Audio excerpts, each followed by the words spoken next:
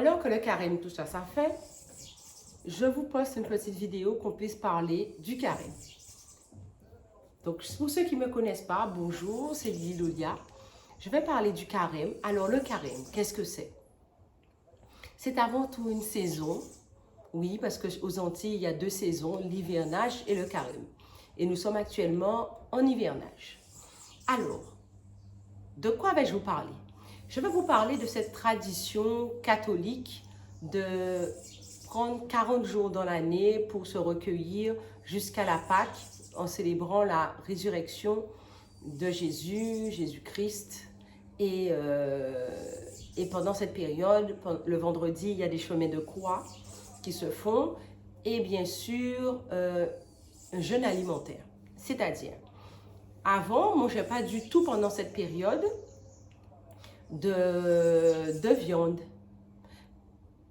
Ou encore, on ne mangeait que du poisson, ou encore, après, ça a évolué, les gens ne consommaient le poisson et pas de viande que le vendredi. Mis à part ça, d'un point de vue plus large, durant le carême, c'est une période d'abstinence. Oui, abstinence, donc on ne touche pas à son doudou, on ne touche pas à sa doudou. Période d'abstinence. Qu'est-ce que j'entends par là? Aucun excès, pas de boîte de nuit, abstinence sexuelle, une période de prière et de limitation. Alors, qu'est-ce que j'en pense? Pas grand-chose. Mais ça a quand même du bon. Par exemple, là, nous sommes à peu près au début du Ramadan, qui est aussi une forme de carême qui est liée à leur religion. Mais cette période a une chose de bien. Et j'y prête une attention un peu particulière aujourd'hui. Pourquoi? Parce que durant cette période, c'est un temps de recueillement, c'est un temps durant lequel vous pouvez faire une pause. Alors, je ne vous dis pas de faire tout le carême 40 jours, mais quelques jours pour faire une pause, ne serait-ce que pour votre corps, pour votre équilibre alimentaire. Il est intéressant de pouvoir s'arrêter une petite période. C'est toujours bon. Par exemple, les musulmans, ils ne mangent qu'entre le coucher du soleil et juste avant la levée du soleil. Donc, ils mangent le soir au coucher du soleil et ils se réveillent plus tôt pour pouvoir manger et jeûner toute la journée. Mais écoutez, pour ceux qui sont adeptes du jeûne, des différents types de jeûne, intermittents, un jeûne sec, bon, il y a plein de types de jeûnes et je vous conseille pour faire un jeûne sur une longue durée, de consulter un médecin. Mais dans ces petites pratiques très anciennes, vous pourrez vous rendre compte qu'à une période, durant une période de jeûne, vous avez un équilibre corps-esprit optimal.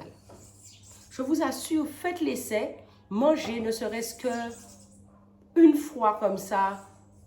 Faites le test, mangez au coucher du soleil, mangez pas toute la journée. Buvez, bien sûr, mais ne mangez pas. Notamment, c'est une pratique qui est fort intéressante et que c'est très pratiquée aussi par les adventistes. Les adventistes, des fois, quand ils ont des problèmes, ils vont lire, ils vont lire David, les écrits de David. Non, pas David, putain. Les adventistes, quand ils sont dans une période de difficulté, ils vont lire Daniel, les écritures concernant Daniel, et quand il se retrouve dans la fosse au lion, où il raconte comment il a fait pour en sortir. Donc, un miracle s'est opéré à ce moment-là. Eh bien, durant toute la journée, ils vont lire ce chapitre, ils vont le lire, le relire et le relire. Mais en ne mangeant pas. Alors, ça m'est arrivé une fois ou deux de pratiquer ce jeûne. Eh bien, ça m'a fait énormément de bien. Comme pour ma part, quand j'ai vraiment besoin de créer, de réfléchir, j'éviterai de trop manger.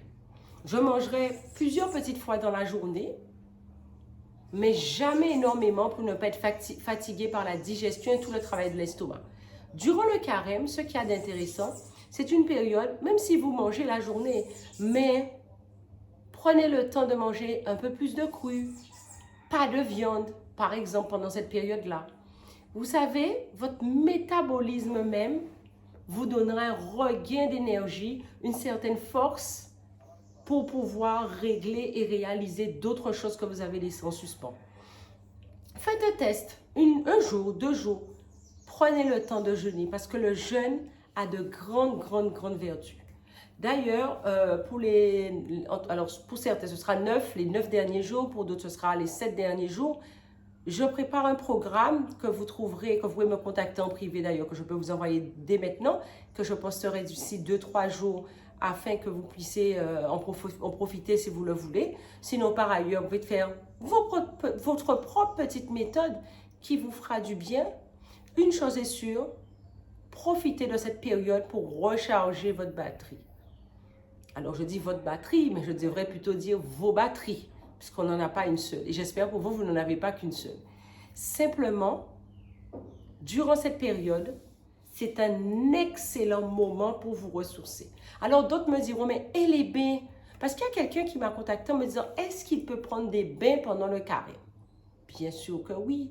Puisque vous êtes dans une période d'introspection, que vous êtes replié, retourné sur vous, c'est le moment de vous baigner, de vous laver. Mais que de la purification. C'est vraiment le moment. Déchargez-vous. Alors, même dans la Bible, hein, on parle dans les Écritures sacrées, pas que la Bible, de bain.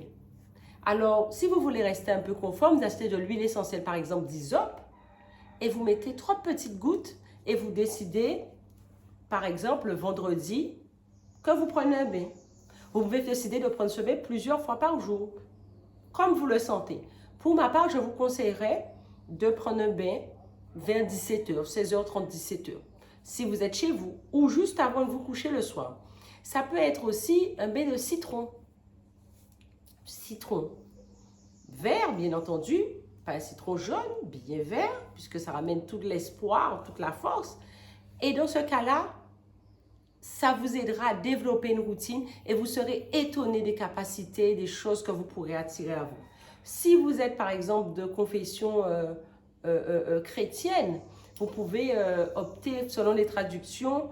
Si c'est du second, c'est le psaume 91. Pour d'autres traductions, c'est le psaume 90. Et là, récitez ce psaume-là en même temps et vous pourrez vous alléger et emmener d'autres vibrations vers vous. Simplement, pendant le carême, si vous pouviez prendre un bain par semaine, ça serait vraiment top. Parce que cela vous permettra de concrétiser des choses, de faire un acte de charité, de contrition même envers vous-même. Cela vous permettrait d'attirer vers vous d'autres vibrations. Parce qu'au fur et à mesure, prenez un temps de silence. Par exemple, les 3 derniers jours, vous avez décidé de faire le silence. Si vous avez cette capacité d'être seul, des fois, il est intéressant de se retrouver avec soi-même. C'est une période. Vous pouvez choisir une autre période de l'année, ce n'est pas vos croyances, mais il est nécessaire chaque année, voire plusieurs fois par an, de prendre un peu de recul par rapport à sa vie et de faire les choses différemment. Il est aussi très important, même une fois par an, de prendre un peu de recul et de se recentrer sur ses priorités, de se recentrer sur soi, sur sa santé. Parce que le jeûne, il y a plein de documentaires que vous pourrez trouver, même sur YouTube, hein, traitant du sujet. Le jeûne a énormément de bienfaits. Je ne vous demande pas d'aller dans les excès, mais un jeûne, même light, assez léger, peut vous aider. Mais n'oubliez pas votre fidèle ami, le citron, où je vous invite à regarder aussi ma vidéo sur les baies d'urine, où vous pourrez être inspiré pour vous mettre en place une petite routine pendant cette période, fort utile, fort agréable et surtout efficace. Parce que dans la vie, il ne faut surtout pas oublier, il faut faire ce qu'il y a à faire. Et quand vous faites ce qu'il y a à faire, vous avez des résultats qui sont là. Vous n'avez jamais vu quelqu'un assis sur une chaise, ne s'occupant pas de lui et de ses affaires, et devenir millionnaire. Il a au moins joué. Alors, tentez votre chance, attirez vers vous votre chance, préparez votre vie. N'oubliez pas une chose, on a la vie qu'on s'est donnée. Alors, quand vous entendez les gens se plaindre et ne pas faire ce qu'il faut pour changer leur vie ou apporter un minimum de plus dans leur vie, écoutez, mais vous, faites ce qu'il y a à faire et puis c'est tout. Sur ce, Adam notre soleil, plein de bisous, plein d'amour, plein de lumière pour vous et votre famille et à très bientôt.